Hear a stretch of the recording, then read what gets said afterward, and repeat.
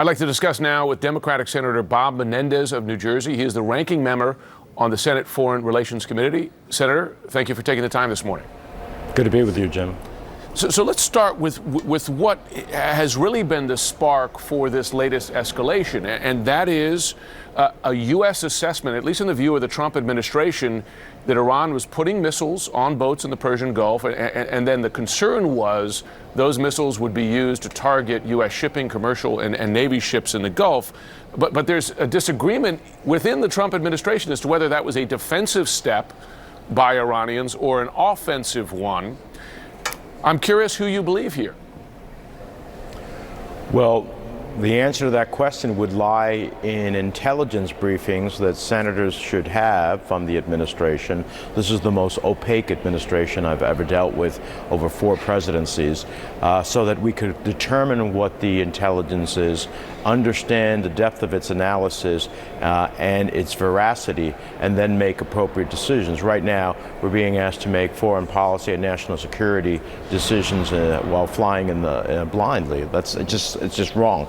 So if, in fact, that intelligence is the case, it is possible to look at it both ways, as an offensive tactic or a defensive one.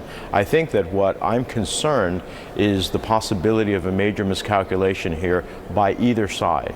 And when the Iranian Supreme Leader says we will not have a war with the United States, yes, but they have a series of proxy allies that can be an indirect conflict with the interests of the United States. Let me ask you this, because this is an administration that has politicized intelligence before to its advantage. Most famously, of course, the president denying intelligence assessments about Russian interference in the election, but also specific to Iran. In the American intelligence agencies told this administration Iran was complying with the nuclear deal. The president didn't accept that.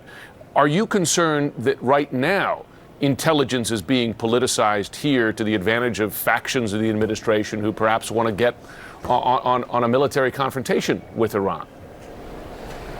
Well, I'll be better poised to give you an answer to that when we get a hopefully all senators briefing by what I hope is both the Department of State, the Department of Defense, and our intelligence community to assess the intelligence and to test its veracity. What we do not need is another Iraq weapons of mass destruction moment that led us into one of the worst, engagements we have had. So that's what I'm hoping to test. That's why I've been pounding at the Foreign Relations Committee, on the Senate floor, in interviews, and it seems that we're finally going to get a briefing early next week. I just hope that that briefing doesn't come too late. But we're going to test the veracity of this, and they're going to have to show us.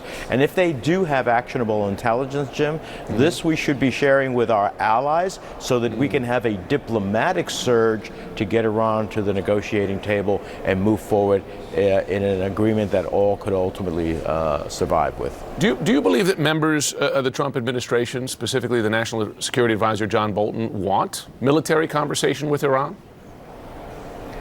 Well, I haven't had discussions with Ambassador Bolton specifically as it relates to Iran, but I will say that based upon his past speeches when he was a private citizen and his overall view, I think he has a much more robust view than the president does on the use of force as a tool to achieve foreign policy goals. And that is something that has to be obviously constrained. Look, if I see the president's legacy so far over his last 2.5 years is he wants to get American troops out of the Middle East. Sometimes I disagree with how he wants to do it, not to add new ones. So he should be seeking a diplomatic surge. He should be getting on the phone with our allies in France, in Germany, in Great Britain, and coming together, giving them the actionable intelligence, and then finding a pathway forward to a robust diplomacy effort.